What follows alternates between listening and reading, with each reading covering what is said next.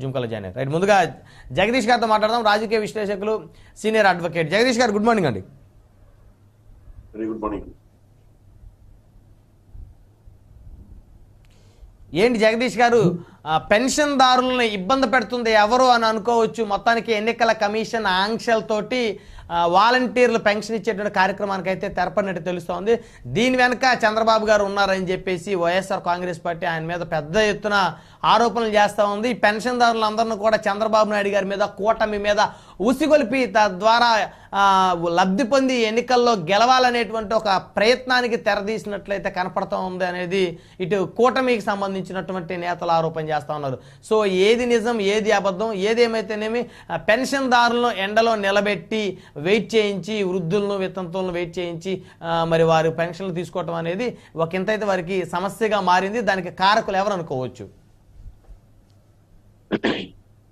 బ్రహ్మనాయుడు గారు, ముందుగా మీకు ప్యానెల్లో ఉన్నటువంటి పెద్దలకి, ప్రైమ్ అండ్ ప్రేక్షకులకు అందరికీ నమస్కారం అండి. సార్, ఈ ఎన్నికల నగారం మోగినప్పటి నుంచి కూడా ఏదో ఒక డైవర్ట్ పాలిటిక్స్ వీటిని బాగా జనబాహుల్యంలోకి తీసుకురావడం బాగా అలవాటు అయిపోయింది. ఇది ఇప్పుడు పెన్షనర్లకి ఓటు ఉంది కాబట్టి పెన్షనర్లకి వాలంటీర్లని ఎలక్షన్ కమిషన్ నిరోధించింది. వాళ్ళు ఇవ్వకూడదండి. డబ్బులేనే ఉంటే పెన్షనర్లకి వాలంటీర్లు కాకపోతే సచివాలయ ఉద్యోగులు ఇస్తారు, లేకపోతే రెవెన్యూ ఉద్యోగులు ఇస్తారు. పెన్షన్ తీసుకుంటారు కదా పెన్షన్లు. ఇప్పుడు ఆసరా జనవరిలో వేసిన ఆసరా ఇప్పటికీ సగం మందికి చేరలేదండి. జనవరిలో బటన్ నొక్కారు ఈ ముఖ్యమంత్రి గారు. అదేవిధంగా ఫిబ్రవరిలో వేసిన చేయూత ఒక్కరికి కూడా అందలేదు, ఫిబ్రవరిలో బటన్ నొక్కారు.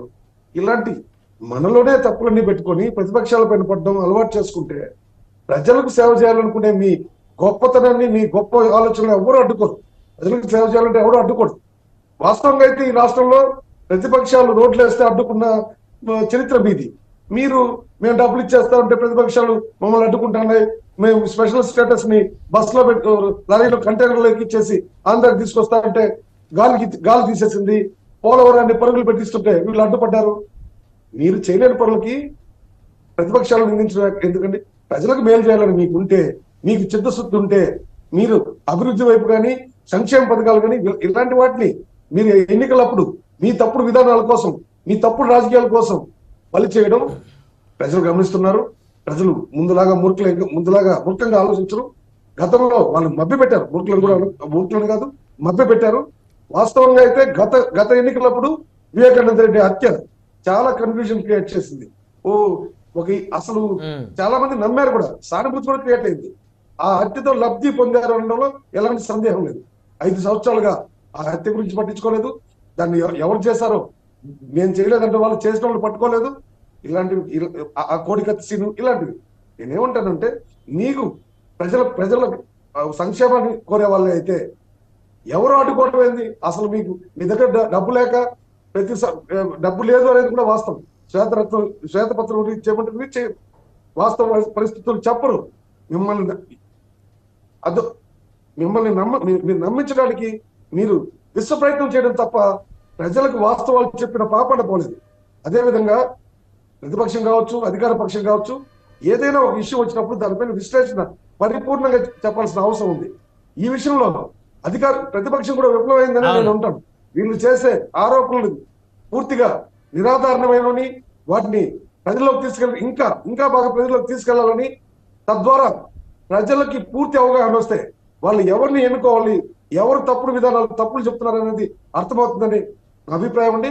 వాస్తవంగా ఈ ఎన్నికల్లో గత ఎన్నికల్లాగా ప్రజలను మభ్య పెట్టలేరని నా ఉద్దేశం కూడా. ప్రజలు కూడా పూర్తిగా అవగాహన చేసుకున్నారు. అసలు ఆర్థిక పరిస్థితి ఇంత దారుణంగా ఉంటే, గతంలో ఇచ్చిన 2 పథకాలే వాళ్ళకి అందకుండా ఉంటే, పెన్షన్ విషయంలో తప్పు చెప్తే ఎవరు నమ్మే పరిస్థితులు లేరు. ఖచ్చితంగా ఇలాంటి తప్పుడు విధానాలని ప్రజలు నమ్మించడానికి ప్రయత్నిస్తే వీళ్ళు ఖచ్చితంగా ఈసారి తగిన గుణపాఠం చెప్తారని చెప్తున్నాను.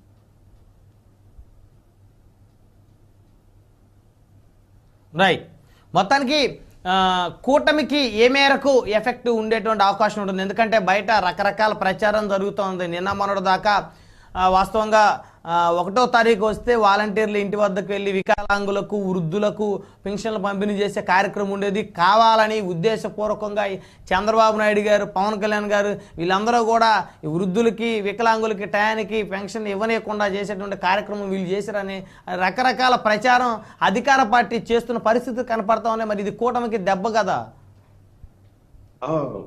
ఎన్నికల సమయంలో. బ్రహ్మనాయుడు గారు, నిజం చెప్పులేసుకునే లోపల అబద్ధం ప్రపంచం చుట్టూ వచ్చేస్తుందనే ఒక సామెత ఉంది. వీళ్ళు చేయాల్సిన డ్యామేజ్ కోసం గట్టిగా ప్రయత్నం చేసింది అధికార పార్టీ. అయితే డే బై డే మొదటి రోజు నమ్మినట్టు రెండో రోజు వాళ్ళకి అర్థమైంది వాస్తవాలు ఏంటో.